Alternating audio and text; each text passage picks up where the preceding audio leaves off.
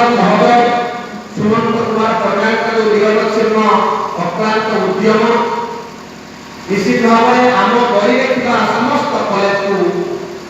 आम ये कथा को लेकिन पहुंचे पाइछु केते दूर सफल होइछि केते दूर आम विफल होइछु सेटा गोटे अलग कथा किंतु प्रयास जारी रही बड़ी साहित्य संसद तरफ परिषद परिवार तरफ साहित्य भाषा केमती घरे घरे पहुंचू आदृत हो सांस्कृतिक जागरण आरंभ हो जहाँफल आम जो हजाऊ सभ्यता हजाऊ संस्कृति हजाऊ इतिहास लोकलोचन को आसू आम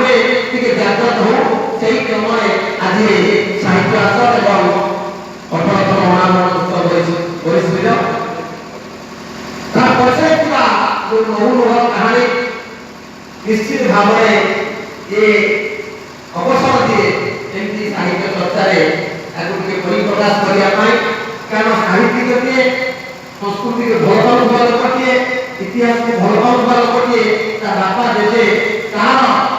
14 पीढ़ी 20 पीढ़ी की भल पाउवा लोक किए से जानवा चाहे जानवा जनइबार पर्व होती ये आस एवं से क्रम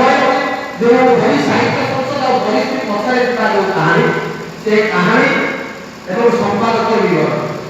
यदि असुविधा थे अभुरा अभुरा लगे ये सभा तेज अनुरोध करी संपादक जी सर्वस्व त्याग कर